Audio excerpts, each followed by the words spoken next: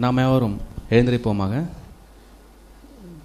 ஜெபத்துக்கு ஆயத்தமாக, சோத்திரத்தோடு நாம் ஜெபத்துக்கு போவோமாக. சோத்திரம் கர்த்தாவே, சோத்திரம் தேவனே, மகிமின் ராஜனே சோத்திரம், மகத்துமுள்ள தேவனே சோத்திரம், நித்திய தேவனே சோத்திரம், அன்பின் தேவனே சோத்திரம் கர்த்தாவே. சோத்திரம் சோத்திரம் சோத்திரம் சோத்திரம் சோத்திரம் சோத்திரம் சோத்திரம் சோத்திரம் சோத்திரம் சோத்திரம் சோத்திரம் சோத்திரம் சோத்திரம் சோத்திரம் சோத்திரம் சோத்திரம் நாம் யாவரும் தேவனை சோத்திரிப்போமாக. சோத்திரம் சோத்திரம் சோத்திரம் சோத்திரம் சோத்திரம் சோத்திரம் சோத்திரம் சோத்திரம் சோத்திரம் சோத்திரம் சோத்திரம் சோத்திரம் சோத்திரம் சோத்திரம் கர்த்தாவே.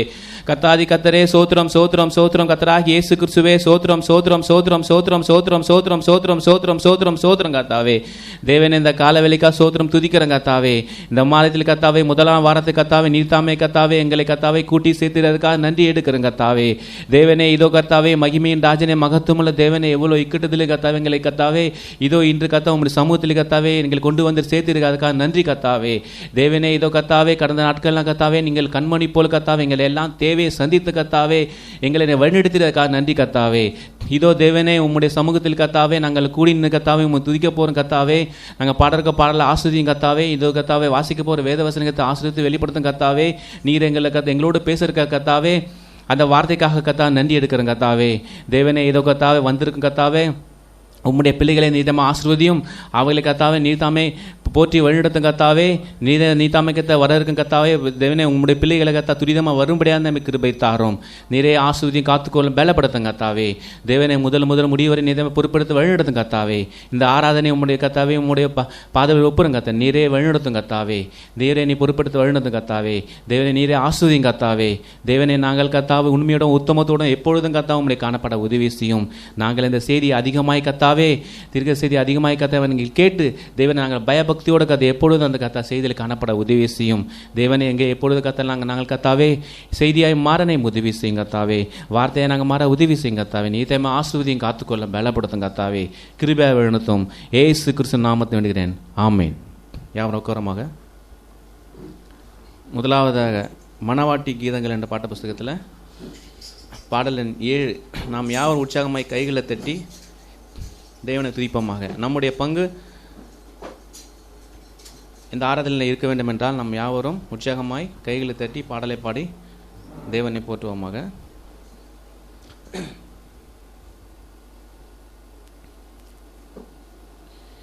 ஏசு எந்தன் வாழ்வின் பலனானா, எனக்கென்ன ஆனந்தம். ஏசு எந்தன் வாழ்வின் பலனானா, எனக்கென்ன ஆனந்தம். இந்த உலகத்தை நீர் படைத்தீ, எல்லா உரிமையும் எனக்கு அளித்தீ. இந்த உலகத்தை நீர் படைத்தீ, எல்லா உரிமையும் எனக்கு அளித்தீ. நாமமே தழைத்தோங்க, நான் பாடுவேன் உமக்காக.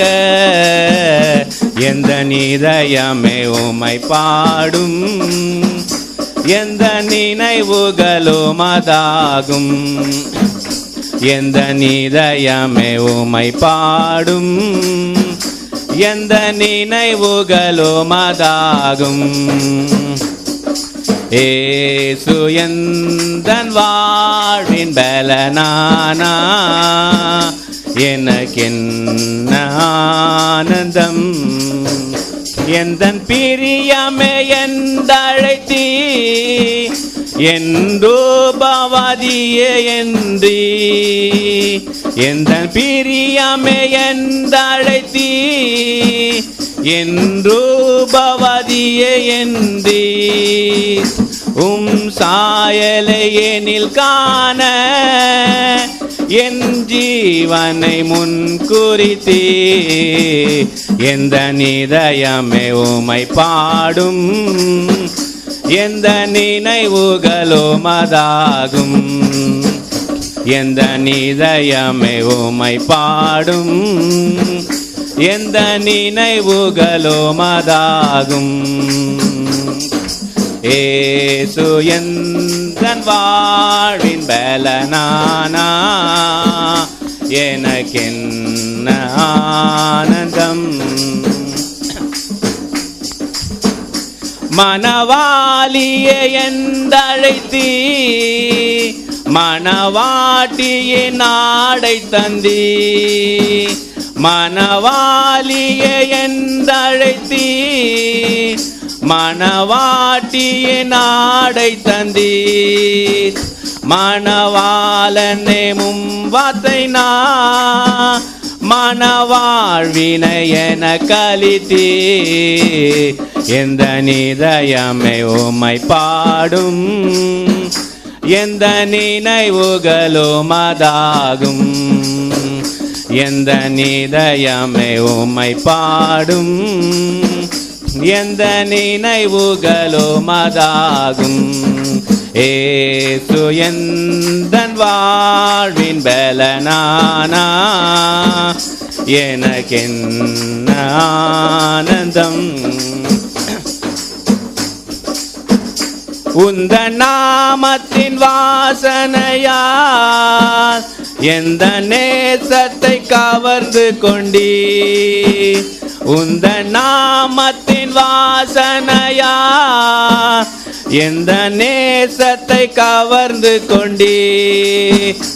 உந்தன் வருகையின் தாகத்தினா எந்த நுரக்கத்தை மறக்க செய்தீ. எந்த நிதயமே உம்மை பாடும், எந்த நினைவுகளும் அதாகும். எந்த நிதயமே உம்மை பாடும், எந்த நினைவுகளும் அதாகும். ஏசு எந்தன் வாழ்வின் பலனானா, எனக்கென்ன ஆனந்தம். வரும் காரியம் உரைத்திடவே பிரண்ணம் தூதனை அனுப்பி வைத்தீ.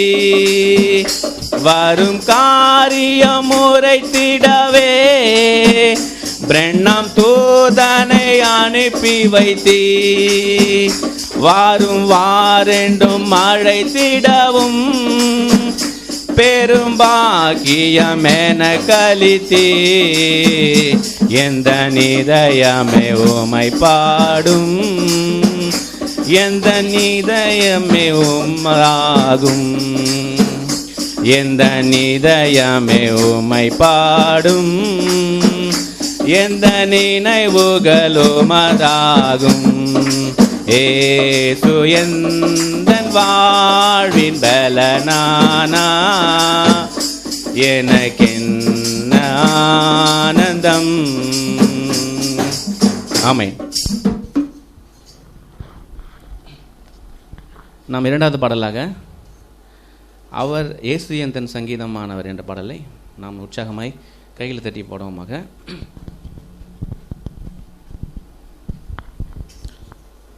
இயேசு என் தன் சங்கீதமானவர், பலமுள்ள கோட்டையுமா, ஜீவனின் அதிபதியானவரை ஜீவிய காலம் எல்லாம் வாழ்த்திடுவோ. ஏசு எந்தன் சங்கீதமானவர்,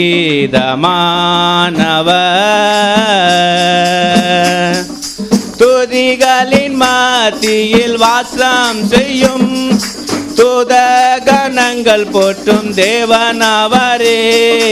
துதிகளின் மத்தியில் வாசம் செய்யும் தூதகணங்கள் போற்றும் தேவனவரே.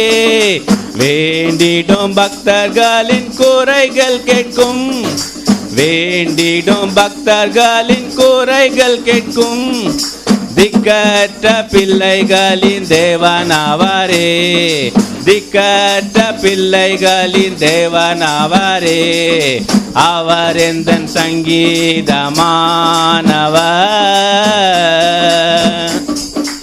இரண்டு மூன்று பிறந்த நாமத்தினால் இருதயம் ஒருமித்தால் அவர் நடுவில்.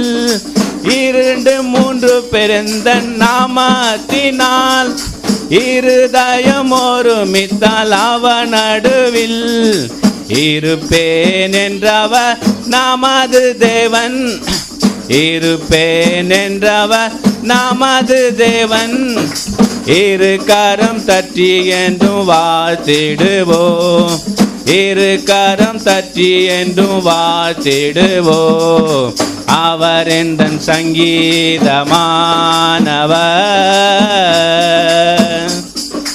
வானவ கிறிஸ்து நாமமதை வாழ்நாள் முழுவதும் வாழ்த்திடுவோம். வானவ கிறிஸ்து நாமமதை வாழ்நாள் முழுவதும் வாழ்த்திடுவோம். வருகையில் அவருடன் இணைந்து என்றும், வருகையில் அவரோடு இணைந்து என்றும் வணங்குவோம், வாழ்த்துவோம், போற்றிடுவோம். வணங்குவோம், வாழ்த்துவோம், போற்றிடுவோம். அவர் எந்தன் சங்கீதமானவர், பலமுள்ள கோட்டையுமா, ஜீவனின் அதிபதியான அவரை ஜீவிய காலமெல்லாம் வாழ்த்திடுவோம். அவர் எந்தன் சங்கீதமானவர். ஆமென். நாம் யாரும் எழுந்திருப்போமாக. இது சங்கீத பகுதியாக இருக்கிற நாம் தேவனுடைய வார்த்தை கனப்படுத்தியமாக எழுந்திருப்போமாக. சங்கீதம் 39. நாம் யாரும் சபையினுடைய முறைமையின்படி ஒருவராக வாசிப்போமாக. சங்கீதம் 39 பக்கம் பழைய ஏற்பாடு 694. 694 சங்கீதம் 39.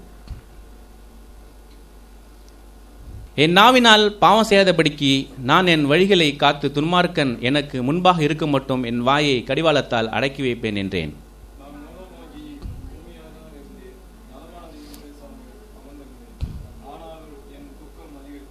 என் இருதயம் எனக்குள்ளே அனல் கொண்டது, நான் தியானிக்கையில் அக்னி மூண்டது. அப்பொழுது என் நாவினால் விண்ணப்பம் செய்தேன்.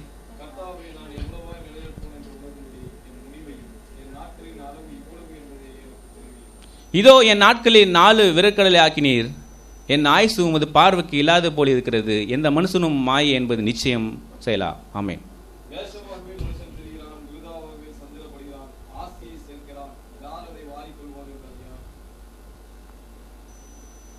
இப்பொழுது ஆண்டவரே, நான் எதற்கு எதிர்பார்த்திருக்கிறேன்? நீரே என் நம்பிக்கை.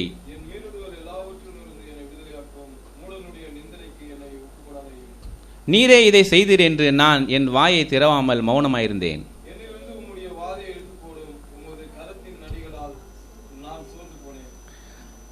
அக்கிரம நிமித்தம் நீர் மனுஷனை கடிந்து கொண்டு தண்டிக்கிறது போல அவன் வடிவை பேட்டரியை போல் அழிய பண்ணுகிறேன். நிச்சயமாக எந்த மனுஷனும் மாயை.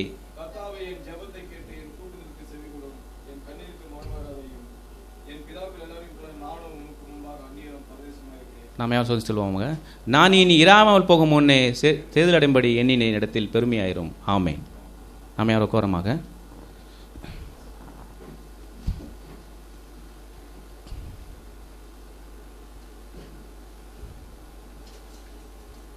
யாருக்கும் ஒரு தெரிந்த பாடல், பழைய பாடல், கிருபையே உன்னை இந்நாள் வரை காத்தது என் கிருபை என்ற பாடலை நாம் பாடுவோமாக. கிருபையே உன்னை இந்நாள் வரையும் காத்தது என் கிருபையே, கிருபையே. பாதையில் கஷ்டம் அணுகிடும் போது பங்கம் வாரா நான் உன்னை தாங்கினேன். பாதையில் கஷ்டம் அணுகிடும் போது பங்கம் வாரா நான் உன்னை தாங்கினேன். பலனின் காரத்தால் தூக்கினேன் உன்னை நான், எந்த அன்பினால் உன்னை நிறுத்த. கிருபையே உன்னை இந்நாள் வரையும் காத்தது என் கிருபையே, கிருபையே. சோதனையாலே சோர்ந்திடும் போது நான் உன்னை சந்தித்தேன் சோதனையாலே சோர்ந்திடும் போது சொந்தமென நான் உன்னை சந்தித்தேன் ஜோதியே உன் முன்னில் ஜொலித்திட செய்திட்டேன் ஜெய கீதங்கள் பாட வைத்திட்டே கிருபையே ஏகானாய் நீயும் சஞ்சலத்தாலே ஏங்கும்போது உன் அண்டை வந்திட்டே ஏகானாய் நீயும் சஞ்சலத்தாலே ஏங்கும்போது உன் அண்டை வந்திட்டே ஏத்தனல் துணையே ஈந்திட்டேன் அல்லே நான் என்றும் உன்னை நான் சொந்தமாக்கினேன் கிருபையே ஜெயமான பாதை சென்றிட செய்தேன் சொப்பமாக உன் காரம் பிடித்தே ஜெயமான பாதை சென்றிட செய்தேன் சொப்பமாக உன் காரம் பிடித்தே ஜெய ஜெய கீதங்க தோணித்திட செய்தேனே சேவை செய்யும் கிருபை தந்தேனே கிருபையே உன்னை இந்நாள் வரையும் காத்தது என் கிருபையே கிருபையே என்றென்றுமாக என் கிருபை காட்ட கொண்டேன் உன்னை இம்மண்ணில் பிரித்து என்றென்றுமாக என் கிருபை காட்ட கொண்டேன் உன்னை இம்மண்ணில் பிரித்து என் அருமகனே காப்பனே உன்னை நான் உன் தந்தை நான் உன்னை விடனே கிருபையே உன்னை இந்நாள் வரையும் காத்தது என் கிருபையே கிருபையே. ஆமென். நாம் யாரும் எழுந்திருப்போமாக செய்திக்கு முன்பாக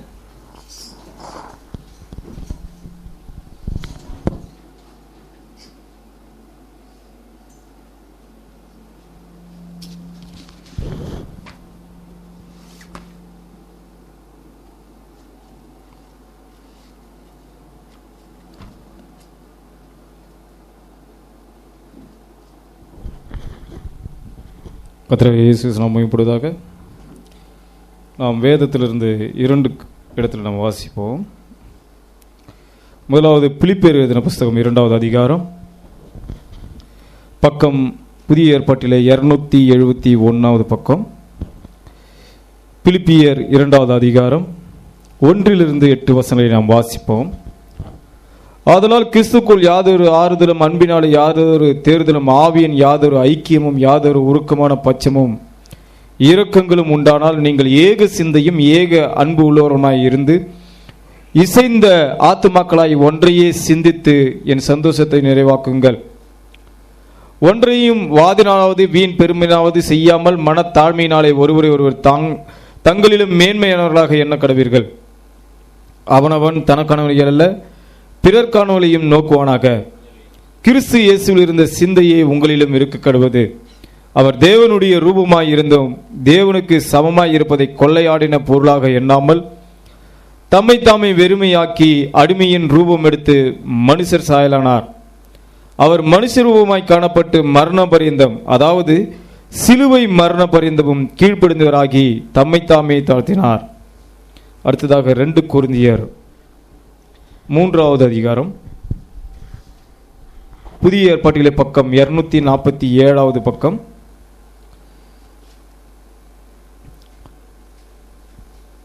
கொரிந்தியர் 3வது அதிகாரம் 6-18 வசனங்கள். புது உடன்படிக்கையின் ஊழியக்காரராய் இருக்கும்படிக்கு அவரே எங்களை தகுதியுள்ளவராக்கினார். அந்த உடன்படிக்கை எழுத்துக்குரியதாயிராமல் ஆவிக்குரியதாய் இருக்கிறது. எழுத்து கொள்ளுகிறது, ஆவியோ உயிர்ப்பிக்கிறது.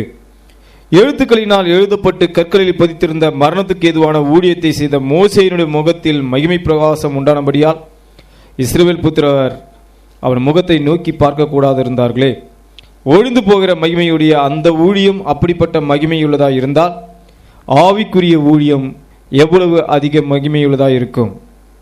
ஆக்கினை தீர்ப்பு கொடுக்கும் ஊழியம் மகிமையுள்ளதா இருந்தால் நீதி கொடுக்கும் ஊழியம் அதிக மகிமையுள்ளதா இருக்குமே. இப்படியாக மகிமைப்பட்டிருந்த அந்த ஊழியம் இந்த ஊழியத்திற்கு உண்டாயிருக்கிற சிறந்த மகிமைக்கு முன்பாக மகிமைப்பட்டதல்ல. அன்றியும் ஒழிந்து போவதே மகிமையுள்ளதா இருந்ததனால் நிலைத்திருப்பது அதிக மகிமையுள்ளதா இருக்குமே. நாங்கள் இப்படிப்பட்ட நம்பிக்கை உடையவர்களாததால் மிகவும் தாராளமாய் பேசுகிறோம். மேலும் ஒழிந்து போவதின் முடிவை இஸ்ரவேல் புத்திரர் நோக்கி பாராதபடிக்கு மோசே தன் முகத்தின் மேல் முக்காடு போட்டு கொண்டது போல நாங்களும் போடுகிறதில்லை. அவருடைய மனது கடினப்பட்டது. இந்நாள் வரைக்கும் பழைய ஏற்பாடு வாசிக்கப்படுகிற அந்த முக்காடு நீங்காமல் இருக்கிறது. அது கிறிஸ்துவினாலே நீக்கப்படுகிறது. மோசேயினுடைய ஆகமங்கள் வாசிக்கப்படும் போது இந்நாள் வரைக்கும் முக்காடு அவர்கள் இருதயத்தின் மேல் இருக்கிறதே. அவர்கள் கர்த்தரிடத்தில் மனம் திரும்பும் போது அந்த முக்காடு எடுபட்டு போ. கர்த்தரே ஆவியானவர், கர்த்தருடைய ஆவி எங்கேயோ அங்கே விடுதலையும் உண்டு. நாம் எல்லோரும் திறந்த முகமாய் கர்த்தருடைய மகிமையை கண்ணாடியிலே காண்கிறது போல கண்டு ஆவியாய் இருக்கிற கர்த்தரால் அந்த சாயலாகத்தானே மகிமையின் மேல் மகிமையடைந்து மறுரூபப்படுகிறோம். 4வது அதிகாரம் 1-3 வசனங்கள். இப்படிப்பட்ட ஊழியத்தை உடையவர்களாகிய நாங்கள் இரக்கம் பெற்றிருப்பதால் சோர்ந்து போகிறதில்லை. வெட்கமான அந்தரங்க காரியங்களை நாங்கள் வெறுத்து தந்திரமாய் நடவாமலும் தேவ வசனத்தை புரட்டாமலும் சத்தியத்தை வெளிப்படுத்துவதனாலே தேவனுக்கு முன்பாக எல்லா மனுஷருடைய மனசாட்சிக்கும் எங்களை உத்தமர் என்று விளங்க பண்ணுகிறோம். எங்கள் சுவிசேஷம் மறைபொருளாய் இருந்தால் கெட்டு போகிறவர்களுக்கே அது மறைபொருளாய் இருக்கும். நாம் ஜெபம் செய்வோம். வானத்துக்கு பூமிக்கும் சகல அதிகாரமுடைய தேவனை கர்த்தாவே, இந்த ஆசீர்வதிக்கப்பட்ட உயிர் தெழுந்த காலை வேளைக்காக நன்றி செலுத்துகிறோம். முதலாவது எங்களுடைய குற்றங்களையும் தவறுகளையும் பாவங்களையும் ஒரு விஷயம் மன்னியும் ஆண்டவரே. இப்பொழுதும் ஆண்டவரே கர்த்தாவே, இந்த காலை வேளையிலே கூடி வந்திருக்கிற ஒவ்வொருவரையும், இணையதளத்தில் இணைக்கப்பட்டிருக்கிற ஒவ்வொருவரையும் ஆண்டவரே கர்த்தாவே, உலகெங்கும் கர்த்தாவே உம்முடைய வார்த்தைக்காக ஒன்று கூடியிருக்கிற ஒவ்வொரு பிள்ளைகளையும் உங்களுடைய கருத்தில் ஒப்புதி செபிக்கிறோம். இந்த வேளையிலும் அவர்களுக்கு ஏற்ற காலத்தின் ஆவிக்குரிய ஆகாரத்தை அவர்களுடைய கர்த்தாவே நீர்தாமை தந்து அவர்களை போஷிக்கும்படியாக இந்த வேலையிலே வேண்டிக் கொள்கிறோம். ஆண்டவரே, ஆராதனைக்கு போக முடியாமல் ஆண்டவரே இது ஆண்டவரே கர்த்தாவே எங்காகிலும் வேலை ஸ்தலத்தில் சிக்கி கொண்டிருந்தாலோ அல்லது கர்த்தாவே அவர்கள் வீடுகளில் இருந்தாலும் எங்கு இருந்தாலும் அவர்கள் இந்த நேரத்தில் நினைவு கூறுகிறோம். அவர்கள் எங்கு இருந்தாலும் ஆண்டவரே அவர்களை நீர் ஆசீர்வதிக்கும்படியாகவும் அவர்களை கர்த்தாவை நீர் சந்தித்து அவர்களை வழிநடத்தும்படியாகவும் நீ கருத்தில் ஒப்புதி செபிக்கிறோம். நாம் மட்டும் மையம் பொருட்டும் தேவையுள்ள ஒவ்வொருடைய தேவைகளையும் கர்த்தாவை நீர் அறிந்து உமக்கு சித்தமானபடி அவர்களுக்கு கிருபையை கர்த்தாவை நீர் தரும்படியாக உங்களுடைய கருத்தில் ஒப்புதி செபிக்கிறோம். ஒவ்வொருவரையும் ஆசீர்வதியும் பலப்படுத்தும். நம்முடைய நாம் மட்டும் மகிமை பொருட்டும் கர்த்தராகிய இயேசு கிறிஸ்து நாமத்தில் விடுகிறோம். ஆமென். கோருவோம்.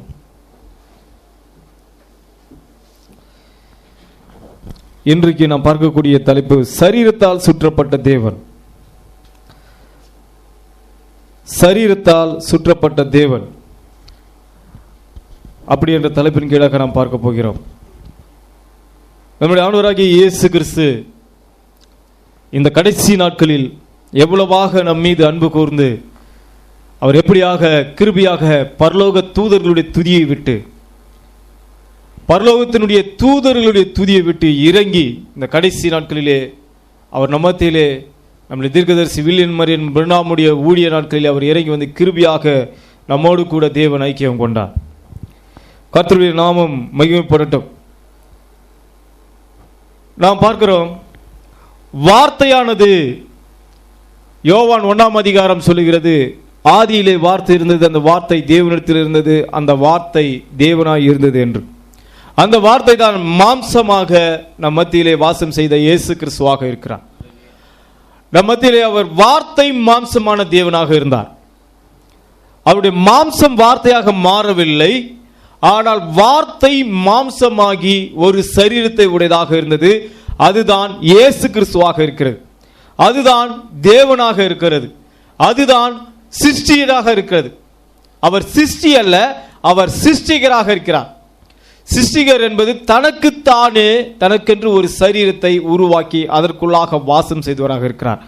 வார்த்தை மாம்சமானது இயேசு கிறிஸ்துவாக இருக்கிறது. அவர்தான் தேவனாக இருக்கிறார். ஆனால் அவரை தவிர மற்ற எல்லாருமே மாம்சம் வார்த்தையானது. ஒவ்வொரு காலத்திலும் ஒவ்வொரு தீர்க்கதரிசிகள் அவர்கள் மாம்சத்திலிருந்து வார்த்தையாக மாறினதை நாம் பார்க்கிறோம். எப்படி என்று சொன்னால், இந்த பாவத்தின் வழியாக பிறந்த இந்த சரீரத்தை மனிதர்கள் எல்லாருமே, தீர்க்கதரிசிகள் எல்லாருமே பாவத்தின் வழியாக பிறந்தவர்களாக இருக்கிறார்கள். ஆனால் அவர்களிடத்தில் தேவனுடைய வார்த்தை வந்தது. அதனாலே அவர்கள் வார்த்தையாக பிரதிபலித்தார்கள். ஆனால் அவர்கள் தேவனாக பிரதிபலிக்கவில்லை. ஆனால் அவர்களுக்குள்ள இருக்கக்கூடிய வார்த்தை அங்கே தேவன் இருக்கிறார் என்பதை உறுதிப்படுத்தியது. தேவன் எப்பொழுதுமே ஒரு சரீரத்திலிருந்து வெளிப்பட அவர் சித்தமுள்ளவராய் இருக்கிறார். அதனால தான் தீர்க்கதரிசிகளிடம் தான் தேவனுடைய வார்த்தை வருகிறதாக இருக்கிறது. எப்பவுமே பாருங்க, ஒரு சரீரத்தினிடத்திலே வந்து வார்த்தையானது வந்து தன்னை திரைமறைத்துக் கொள்கிறது. அந்த நாட்களில் வந்து பார்த்தீங்கன்னா பழைய ஏற்பாட்டில் பார்ப்பீர்கள் என்று சொன்னால், பழைய ஏற்பாட்டில் ஒவ்வொரு காலகட்டத்திலும் தேவன் சந்திக்க வரும்பொழுது அவர் நேரடியாக வரவில்லை. அவர் நேரடியாக யாரை சந்திக்கிறார் என்று சொன்னால் தீர்க்கதரிசிகளை தான் நேரடியாக சந்திக்கிறார். ஜனங்கள் நேரடியாக சந்திப்பதில்லை. ஏனென்று சொன்னால் பழைய ஏற்பாட்டில் அப்படியாக மோசே நாட்களில் வந்து பார்த்தீங்கன்னா ஜனங்கள்லாம் போய் மோசே கிட்ட போய் முறையிட்டாங்க. மோசே நீ என்ன பண்ணு, தேவன் என்கிட்ட பேசுவார், தேவன் எங்கிட்ட நேரடியாக பேச வேண்டும் என்று விரும்பும் போது தேவன் பேசினார். பேசும்போது ஜனங்களுக்கு நடுக்கமும் பயமும் வந்தது. ஜனங்களுக்கு பயம் வந்துருச்சு, உயிர் பயம் வந்துருச்சு. உடனே சொன்னாங்க, மோசே இனி எங்களிடத்தில் தேவன் நேரடியாக பேசவே வேண்டாம். நேரடியாக எங்க கிட்ட என்ன பண்ணக்கூடாது, கடவுள் வந்து நம்மளுடைய ஆண்டவர் வந்து என்ன பண்ணக்கூடாது, நேரடியாக என்கிட்ட பேசக்கூடாது. அதனால என்ன பண்ணுங்க, நீ என்ன பண்ணு, தேவனிடத்தில் பேசி அவர் என்ன சொல்கிறார் அதை கேட்டு எனக்கு சொல்லு. அப்பொழுது தேவன் சொன்னார், இனி நான் ஜனங்களிடத்தில் நேரடியாக பேசாமல், இனி நான் நேரடியாக ஜனங்களிடத்தில் பேசாமல் நான் ஒரு தீர்க்கதரிசியை கொண்டு பேச போகிறேன் என்று சொன்னார். அதை அவர் மாத்துவாரா? அநேக சொல்றாங்க என்னத்துல வந்து பார்த்தீங்கன்னா தேவன் வந்து வெளிப்பாடை கொடுத்தாருன்னு. தேவன் அப்படி கொடுக்கவே மாட்டார். தேவனுடைய வார்த்தை எப்போதுமே தீர்க்க தரிசனத்தில் தான் வருகிறது. எப்படியாகிலும் ஜனங்களிடத்தில் தேவன் தான் நேரடியாக பேசுறார். எப்படி என்று சொன்னால் வார்த்தை தான் தேவனாக இருக்கிறது. அந்த வார்த்தை தீர்க்க தரிசனத்திலே வருகிறது. தீர்க்கதரிசிகள் தேவனுடைய வார்த்தையாக இருக்கிறார்கள். அவர்கள் அந்த பூமியிலே தீர்க்கதரிசி அனுப்பப்படும் போது தேவன் இந்த பூமியிலே அவர் காட்சியிலே வந்து விட்டார் என்றுதான் அர்த்தம். ஒரு தீர்க்கதரிசி இந்த பூமியில தோன்றுவான் என்று சொன்னால், அவரிடத்தில் கர்த்தருடைய வார்த்தை வருகிறது என்று சொன்னால், அங்கே தேவன் அங்கே காட்சியில இறங்கி வந்திருக்கிறார் என்றுதான் அர்த்தம். தீர்க்கதரிசி வந்துட்டான், வார்த்தை வந்தது, ஆனா தேவன் வரலன்னா நம்ம சொல்லக்கூடாது. தேவனே ஒரு தீர்க்கதரிசி அனுப்புவதின் நோக்கமே அவர் ஜனங்களிடத்தில் பேச விரும்புவதால் தான். தேவன் ஜனங்களிடத்தில் பேச விரும்பினால் தான் ஒரு தீர்க்கதரிசியே காட்சியில் எழும்புகிறார். அவர் உலகத்தில் உள்ள எல்லா ஜனங்களிடத்தில் பேச விரும்புகிறார். அவரால் தெரிந்து கொள்ளப்பட்ட ஜனத்தை அவர் பேச விரும்புகிறார். அதனால என்ன பண்றாரு, தேவன் தம்முடைய தீர்க்கதரிசிகளை அனுப்பி அவர்களுக்குள்ளாக தன்னை முகமுடியை மாற்றிக்கொண்டு அங்கே நின்று ஜனங்களோடு கூட பேசிக் கொண்டிருக்கிறார். அவருடைய அன்பை பாருங்க.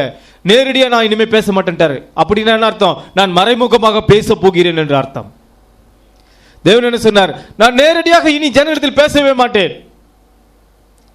நான் அக்கினி சம்பத்திலிருந்து இனி நேரடியாக பேச மாட்டேன். அக்கினி சம்பத்திலிருந்து நேரடியாக ஜனங்களிடத்தில் நான் பேசவே மாட்டேன். இனி அக்கினி சம்பமானது தோன்றுமானால் பேசுமானால் அது ஒரு தீர்க்கதரிசிக்குள்ளாக தான் அது கிரியை செய்யும் என்று சொல்லிவிட்டார். அப்போதும் யார் வருகிறது, தன்னை அவர் சொல்லிட்டார். அங்கேயே நான் என்னுடைய முகமூடியை மாற்றிக்கொள்ள போகிறேன். என்னை நேரடியாக பார்க்க நீங்கள் பயப்படுகிறீர்கள். அதனால என்ன செய்ய போறேன், நான் என்னுடைய முகமூடியை நான் மாற்றிக்கொள்ள போகிறேன். எப்படி தெரியுமா, உங்களோடு கூட ஐக்கியம் கொள்ளும்படிக்கு உங்களை போன்ற ஒரு சரீரத்தை நான் எடுக்க போகிறேன் என்று அவர் ஒரு சரீரத்தை தன்னை சுற்றி, ஒரு சரீரத்தினால் ஒரு சுற்றி என்ன சொன்னார், திரைமறைத்து கொண்டார். தனக்கென்று ஒரு முகமூடியை மாற்றிக்கொண்டார். தேவனுடைய தீர்க்கதரிசியினுடைய மகள் ரெபெக்கா அவங்க என்ன பண்றாங்கன்னா, ஸ்கூல்ல வந்து ஒரு ப்ரோக்ராம் ஒன்று நடக்குது. அந்த ப்ரோக்ராம்ல வந்து பாத்தீங்கன்னா அதுல ஒரு சின்ன நாடகம் நடத்துறாங்க. சின்ன பிள்ளைங்கெல்லாம் சேர்ந்து ஸ்கூல்ல வந்து ஒரு நாடகம் நடத்துறாங்க.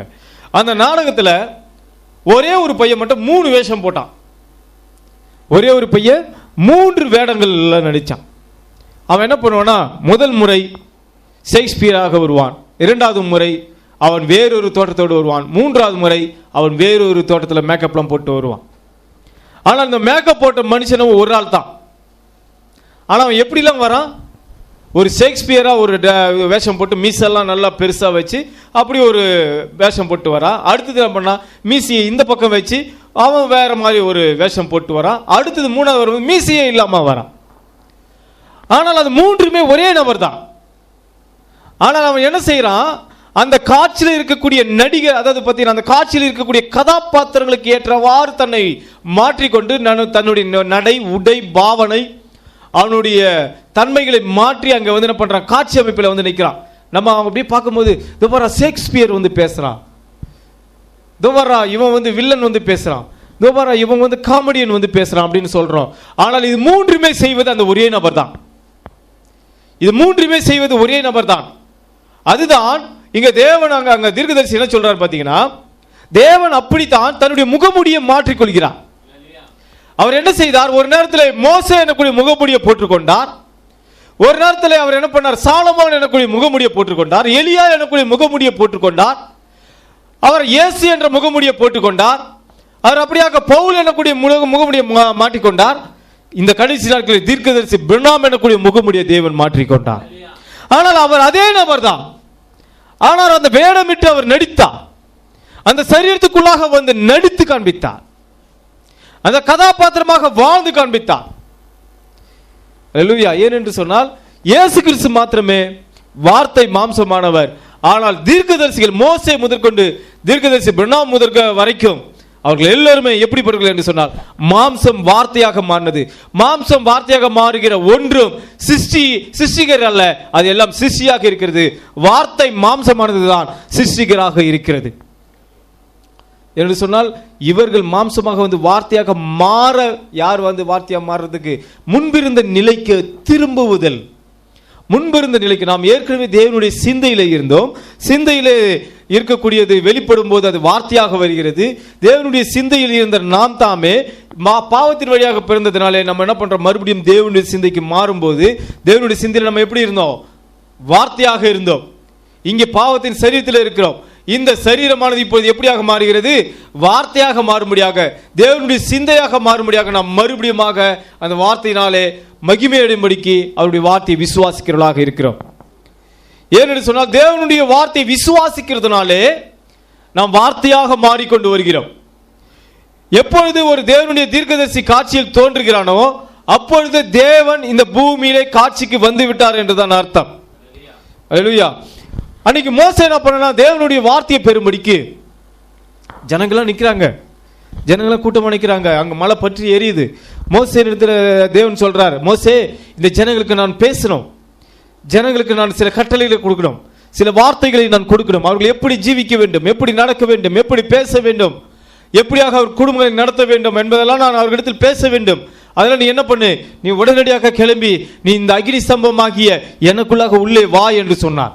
இந்த அக்னி ஸ்தம்பம் எரியக்கூடிய இடத்துக்கு நீ வா என்று சொன்னார். அப்படியே என்ன பண்றாரு, மோசே அங்க கடந்து போறான், ஜனங்கள் அங்க நிற்கிறாங்க. ஜனங்களில் யாராவது ஒருத்தன், ஜனங்களில் இருக்கக்கூடிய யாராவது ஒரு ஆளு மோசையை பின்பற்றி மோசே போறான். அவனா மாதிரி நானும் போய் ஆண்டவர்கிட்ட போய் நின்று அந்த வார்த்தையை எடுத்துட்டு வந்து வெளியில வந்து ஜனங்கிட்ட சொல்ல போறேன்னு சொல்லி மோசையை பின்தொடர்ந்து யாராவது போயிருந்தாங்கன்னா என்ன ஆயிருக்கும், என்ன ஆயிருக்கும், அவங்க செத்து போயிருப்பாங்க. என்ன ஆயிருக்கும், அவங்க செத்து போயிருப்பாங்க. ஒரு தீர்க்கதரிசி காட்சியில் எழுப்பின பிறகு அந்த தீர்க்கதரிசி அக்னி ஸ்தம்பத்திலிருந்து வார்த்தையை பெற்றுக்கொண்டு வருவான் என்று சொன்னால் அந்த தீர்க்கதரிசியை போல போலியாக எத்தனை நபர் செய்ய முயற்சி செய்தாலும் சரி அவர்கள் மரித்து போனவர்கள். தேவனுடைய தீர்க்கதரிசி சொல்கிறார், யாருமே அங்கு பாவனை செய்ய முடியாது. ஏனென்று சொன்னால் இந்த ஒரு தீர்க்கதரிசி வில்லியம் மரியன் பிரணாமை தேவன் தெரிந்து கொண்டார். ஜனங்களை நடத்தும்படிக்கு, ஜனங்களுக்கு வெளிப்பாடை கொடுக்கும்படிக்கு தேவன் தம்முடைய தீர்க்கதரிசியாக வில்லியம் மரியன் பிரணாமை தெரிந்து கொண்டார். அவரைத்தான் அந்த அக்னி சம்பத்துக்குள்ளாக அவர் அழைத்தார். அக்னி சம்பத்தை அவர்தான் முகமுகமாக சந்திக்க வேண்டியதாக இருந்தது. அவரிடத்தில் தான் வார்த்தை வந்தது. ஆனால் அந்த வார்த்தையை விசுவாசிக்க வேண்டிய நாம் அவரை போலவே போய் நானும் ஒரு வெளிப்பாடை கொடுக்க போறேன், நான் போய் அந்த அக்னி சம்பத்தை சந்திக்க போறேன் நீங்க நினைச்சீங்கன்னா அந்த அக்னி சம்பம் உங்களை கொன்று போடும் என்று கொடுக்கிறார். தேவனுடைய தீர்க்கதரிசி என்ன சொல்றாரு, உங்களை கொன்று போடும். மோசையை பின்பற்றி யார் போனாலும் சரி, மோசையை பின்பற்றி அந்த அக்னி சம்பத்திலிருந்து வார்த்தையை பெற மோசே அந்த மலைக்குள்ளாக அவன் நடக்கும்போது அவனை பின்தொடர்ந்து யார் வந்திருந்தாலும் மரித்திருப்பார்கள் என்று சொல்கிறார். 7 முத்திரையுடைய வெளிப்பாடு பெறும்பொழுது தேவனுடைய தீர்க்கதரிசி அப்படியாக அந்த மேகமானது அவர் எடுத்துக்கொள்ளும் பொழுது அவர் சொல்கிறார், கூட வந்த சகோதரத்தை சொல்கிறார், நீங்கள் ஓடி போய் அந்த மலைக்கு அடியில் போய் ஒளிந்து கொள்ளுங்கள். ஏனென்று சொன்னால் நான் உள் மேலே சென்று உங்களுக்கான வார்த்தையை பெற்றுக்கொண்டு வரப்போகிறேன். நான் மேலே சென்று உங்களுக்கான வார்த்தையை பெற்றுக்கொண்டு வரப்போகிறேன். உங்களுக்கு தெரியுமா, இந்த 7 முத்திரைகள் வெளிப்பாடை நீங்கள் வியாக்கியானம் பண்ண முயற்சிக்காதீர்கள். நீங்க போய் அமர்ந்திருங்கள். அந்த வெளிப்பாடை தேவன் எனக்கு தரப்போகிறார், நான் உங்களுக்கு தரப்போகிறேன். நீங்கள் விசுவாசிக்க வேண்டியவர்களாகத்தான் இருக்கிறீர்கள் என்று சொன்னான். அல்லேலூயா. அப்படித்தான் மோசே சொன்னார், நான் போய் உங்களுக்கு கற்பனைகளை வாங்கி கொண்டு வரப்போகிறேன். நீங்க என்ன செய்யக்கூடாது? பின் யோசுவா பார்க்கறான். யோசுவா அவனுடைய விசுவாசி தான், அடுத்ததாக ஊழியம் செய்ய போகிறவன் தான். ஆனா யோசுவா அப்படியே வந்து மோசே போகும்போது, மோசே மோசே நானும் பின்னாடி வரட்டா, உன் கூட வந்து ஆண்டவர் பேசுறது எல்லாத்தையும் கேட்டு வரேன்னு சொல்லியிருந்தா எப்படி இருக்கும்? எப்படி இருந்திருக்கும்? அல்லேலூயா. அவன் யாரையுமே அழைத்து கொண்டு வரவில்லை. ஏன் அவன் யோசுவா அழைக்கலன்னு சொன்னான்? யோசுவா தீர்க்கதரிசி அல்ல. யோசுவா தீர்க்கதரிசி அல்ல. யோசுவா தீர்க்கதரிசியிலிருந்து வார்த்தை பெற வேண்டியவனாக இருந்தான். யோசுவாக்கு யார் தீர்க்கதரிசியாக இருந்தது? யோசுவாக்கு யார் தீர்க்கதரிசியாக இருந்தது? மோசே தான் யோசுவாக்கு தீர்க்கதரிசி. யோசுவா யாத்திரை நடத்தின ஒருவனாக இருக்கலாம், ஆனால் யோசுவா தீர்க்கதரிசி அல்ல. அவன் மோசேயினுடைய விசுவாசியாக இருக்கிறான். அவன் அங்கே தளபதியாக இருக்கலாம். இன்றைக்கு இருக்கக்கூடிய போதகர்களும் சரி, பிரசங்கிமார்களும் சரி, அவர்கள் சபையை நடத்தலாம், ஜனங்களிடத்தில் தேவனுடைய வார்த்தையை கொண்டு போய் சேர்க்கலாம், அவர் எந்த ஊழியக்காரனாக இருந்தாலும். ஆனால் அவர்கள் எல்லாம் தீர்க்கதரிசிகள் அல்ல. தீர்க்கதரிசி ஒரே ஒருவர் தான், அது தீர்க்கதரிசி வில்லியம் மரியன் பிரணாம் தான். அவர் தான் அந்த வெளிப்பாடை பெற்றுக் கொண்டு வந்தார். நாம் எல்லாம் விசுவாசிகளாக இருக்கிறோம். அந்த செய்தி விசுவாசிக்க வேண்டிய நபர்களாக இருக்கிறோம். தேவனுடைய வார்த்தையை விசுவாசிக்க வேண்டிய இடத்தில் நாம் இருக்கிறோமே தவிர அந்த தீர்க்கதரிசியுடைய ஸ்தானத்தை எடுப்பதற்கு நாம் இல்லை. அங்க யோசுவா இடத்துல சொன்னார், நீ என்ன செய், நீங்க வெயிட் பண்ண, நான் போய் தேவனிடத்திலிருந்து வார்த்தையை பெற்றுக் கொண்டு வருகிறேன். தீர்க்கதரிசி இருக்கும் வரைக்கும் தேவனுடைய வார்த்தை யோசுவானிடத்தில் வரவே இல்லை. அவர் ஜனங்களிடத்தில் வெளிப்பாடும், தீர்க்கதரிசிக்கு ஒரு வெளிப்பாடும் தேவன் தரவே மாட்டார். தீர்க்கதரிசி ஒருவர் எழும்புவான் என்று சொன்னால் அந்த தீர்க்கதரிசிக்கு தான் வெளிப்பாடு தருவார். அந்த வெளிப்பாடு தீர்க்கதரிசியிலிருந்து தான் நாம் பெற்றுக்கொள்ள வேண்டும். ஆனால் தீர்க்கதரிசியிலிருந்து வெளிப்பாடு வந்த பிறகு எந்த ஒரு போதகருக்கும் எந்த ஒரு பிரசங்கிமாருக்கும் தேவன் வெளிப்பாடு தரவே மாட்டார். எந்த ஒரு விசுவாசிக்கும், நாம் மனவாட்டி என்று சொல்லிக் கொண்டிருக்கலாம், மனவாட்டிகள் எல்லோருமே ஒரு தீர்க்கதரிசியின் செய்தியின் கீழாகத்தான் இருக்க வேண்டும். நமக்கு என்று தனி வெளிப்பாடு என்பது கிடையவே கிடையாது.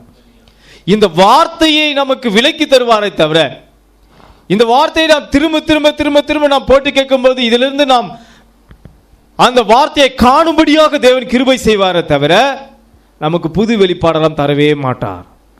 அல்லேலூயா. புது வெளிப்பாடெல்லாம் தரவே மாட்டார். அது தீர்க்கதரிசனத்திலிருந்து தான் நமக்கு வரும். ஏனென்று சொன்னால் தேவன் தம்முடைய தீர்க்கதரிசியை அனுப்பியதன் நோக்கமே நம்மை வெளிப்பாட்டின் கீழாக நடத்தும்படிக்கு வார்த்தைகள் அளிப்பதற்கு தான். அதனால தான் அங்கே மோசேயை பின்பற்றியவர்கள் மறிக்க வேண்டியதாக இருந்தது. அதே போல இந்த கடைசி நாட்களில் தீர்க்கதரிசி பிரணாமுடைய ஸ்தானத்தை யாராவது நான் தான் அடுத்த தீர்க்கதரிசி என்று சொல்லி யாராவது ஒருவன் எழும்புவான் என்று சொன்னால் அவன் மரித்து போன ஒரு மனிதனாகத்தான் இருக்கிறான். அவனிடத்தில் எப்படி வெளிப்பாடு வரும்? எப்படி வரும்? அவன் வரவே வராது. ஏன் என்று சொன்னால் அக்னி சம்பத்தை முகமுகமாக சந்தித்த ஒரு மேஜர் ப்ராஃபிட்டாக இருப்பது மோசேவாக இருக்க. அடுத்த மேஜர் ப்ராஃபிட் யார் என்று சொன்னால் தீர்க்கதரிசி வில்லியம் மரியன் பிரணாமாக இருக்கிறார். அல்லேலூயா. அதுதான் சொல்கிறார் தேவனுடைய தீர்க்கதரிசி. அந்த அக்னி சம்பம் தன்னை திரைமறைத்துக் கொள்கிறது. அக்னி சம்பம் எங்கே இருக்கிறதோ அதுதான் தேவன்.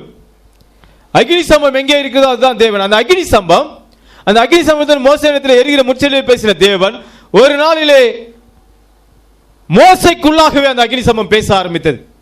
அடுத்ததாக அப்படியாக காலகாலங்களாக அப்படியே பார்க்கப்படும் போது இயேசு கிறிஸ்துவினுடைய நாட்கள் வரும்போது ஒரு இடத்தில் கூட அக்னி சம்பம் தோன்றவே இல்லை. இயேசு கிறிஸ்துவின் நாட்களுக்கு முன்பாக வரைக்கும் அக்னியாக பிரதிபலித்த அக்னி சமமாக காட்சியில் வந்த தேவன் இயேசு கிறிஸ்துவினுடைய நாட்களிலே அவருடைய காலத்தை, அதாவது அவருடைய மீட்பை, அந்த ஊழியத்தை அவர் முடிக்கும் வரைக்கும், அவருடைய ஊழியத்தை முடித்து அவர் திரும்பமாக அவர் அந்த லோகஸுக்கு செல்லும் வரைக்கும் அக்னி சமம் ஒரு இடத்தில் கூட புதிய ஏற்பாட்டில் தோன்றவே இல்லை. புதிய ஏற்பாட்டில் மத்தேயு, மார்க்கு, லூக்கா, யோவான் எனக்கூடிய அந்த 4 சுவிசேஷத்திலும் அக்னி சமம் தோன்றினாக ஒரு இடத்தில் கூட இல்லை. எப்பொழுது மறுபடியும் அக்னி சமம் தோன்றுது என்று சொன்னால் அது அப்படியாக அப்போஸ்தலர் நடவடிக்கைகளில் தான் அது கரெக்டா அது பார்த்தீங்கன்னா தோன்றுது. பவுலை, சவுல் எனக்கூடிய பவுலை அவர் சந்திக்கும் போது அதே அக்னி சமம் மறுபடியும் மோசேயை சந்தித்த அதே அக்னி சமம் அங்கே தோன்றியதை நான் பார்க்கிறோம். அந்த அக்னி சமம் தான் மறுபடியும் காட்சியிலே இந்த கடைசி நாட்களில் மறுபடியும் தோன்றியது. ஏன் இயேசு கிறிஸ்துவின் நாட்களில் தோன்றவில்லை? ஏன் இயேசு கிறிஸ்துவின் நாட்கள் தோன்றவில்லை? ஏன் என்று சொன்னால் இயேசு கிறிஸ்துவின் நாட்களிலே இவர்தான் அந்த அக்னி சமமாக இருந்தார். ஆனால் தீர்க்கதரிசி வில்லியம் மரியன் பிரணாம் நாட்களிலே ஏன் அந்த அக்னி சமம் தோன்றியது? மோசே நாட்களில் ஏன் அந்த அக்னி சமம் தோன்றியது? பவுலின் நாட்களில் ஏன் அந்த அக்னி சமம் தோன்றியது? இவர்கள் எல்லாம் மாம்சம் வார்த்தையானவர்கள். ஆனால் இதுவோ வார்த்தை மாம்சமானது. அந்த வார்த்தை தான் அக்னி சமமாக இருக்கிறது. தீர்க்கதரிசி வில்லியம் மரியன் பிரணாமை வழிநடத்தியது அக்னி சமம். அந்த வார்த்தை தான் அவரை வழிநடத்தியது. அந்த வார்த்தை அந்த அக்னி சமத்தினால் சுற்றப்பட்டிருந்தது. தீர்க்கதரிசி பிரணாமனுடைய சரீரம் அக்னி சமத்தை சுற்றி அது திரை மறைத்து வைக்கப்பட்டிருந்தது. பழைய ஏற்பாட்டில் பார்ப்பீர்கள் என்று சொன்னால் தேவனுடைய வார்த்தை உடன்படிக்கை பெட்டியிலே வைத்து ஒரு ஸ்கிரீன்ல போட்டு அது என்ன பண்ணாங்க, திரை மறைத்து வைத்திருந்தார்கள். ஒரு தகசு தோலில் திரை மறைக்கப்பட்டது. ஆனால் அது ஒரு உடன்படிக்கை பெட்டியிலே வைக்கப்பட்டிருந்தது. அதே போலதான் தேவன் தம்முடைய வார்த்தையை அக்னி சம்பத்தினாலே அப்படியாக தன்னை மூடி தீர்க்கதரிசி பிரணாம் எனக்கூடிய அந்த தகசு தோலின் பின்னாலே அவர் மறைந்து கொண்டிருந்தார். அந்த நாட்களிலே தகசு தோலுக்கு உள்ளாக ஒரு மனிதன் தேவனுடைய வார்த்தையை பார்க்க போனால் அந்த மனிதன், அந்த ஒரு குறிப்பிட்ட மனிதனுக்கு தான் அந்த அதிகாரம் கொடுக்கப்பட்டிருந்தது. தேவன் அவனுக்கு மட்டுமே அலோ பண்ணியிருந்தார். அவனை தவிர வேற யாருமே அந்த உடன்படிக்கை பெட்டிக்கிட்ட போயிட்டு வெளியே வர முடியாது. அங்க இருக்கக்கூடிய ராஜாக்களாகட்டும், பிரபுக்களாகட்டும், எவனாக இருக்கட்டும், யாராக இருந்தாலும் அந்த உடன்படிக்கை பெட்டிக்குள்ளாக அந்த திரைக்குள்ளாக அந்த தகசு தோலுக்கு கடந்து போய் உள்ளே இருக்கக்கூடிய வார்த்தையை அவன் நேரடியாக பார்க்க அழைக்கப்பட்ட மனிதனை தவிர வேற யாராவது ஒருத்தன் உள்ள போனான்னு வச்சுங்க, அவன் செத்து போயிடுவான். அதற்கு தேவனால் அபிஷேகம் பண்ணப்பட்ட தெரிந்து கொள்ளப்பட்ட மனிதனை தவிர ஒருவனும் அந்த உடன்படிக்கை பெட்டிக்கிட்ட போக முடியாது. அது போவதற்கென்று அவர் தேவன் சில மனிதர்களை அவர் தெரிந்து கொண்டிருந்தார். அந்த மனிதரை தவிர வேற யாரும் போக முடியாது. உசியா ராஜா அப்படியாக போக துணிந்த போது அவனுக்கு வெண்குஷ்டம், அப்படியாக தேவனுக்கு ஆராதனை செய்ய முடியும் உள்ள போகும்போது என்னாச்சு, வெண்குஷ்டம் வந்து அவன் மரிக்க வரைக்கும் வெண்குஷ்டம் வந்து அப்படியாக செத்து போனதை நாம் பார்க்கிறோம். அல்லேலூயா. அது தேவன் தன்னை திரைக்குள்ளாக மறைத்திருந்தார். அன்றைக்கு உடன்படிக்கை பெட்டியண்டில் இருக்கக்கூடிய வார்த்தையை போய் காண வேண்டும் என்று சொன்னால் ஒரு மனிதன் தேவனால் அனுப்பப்படாவிட்டால், தேவனால் தெரிந்து கொள்ளப்பட்டு அழைக்கப்படாவிட்டால் அவன் ஒரு மனுஷனும் உள்ள போக முடியாது. ஏனென்று சொன்னால் அவன் கடந்து அப்படி போனாலே அவன் செத்து போயிடுவான். அல்லேலூயா.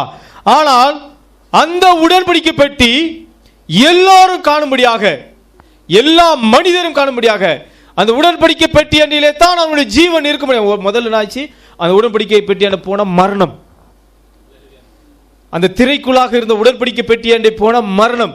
ஆனால் இயேசு கிறிஸ்துவின் நாட்களிலே இயேசு கிறிஸ்து அப்படியாக கல்வாரி சிலுவிலே அவர் அப்படியாக அடிக்கப்பட்டு தன் ஜீவனை கொடுக்கும் பொழுது இங்கே இருந்த உடன்படிக்கை பெட்டியானது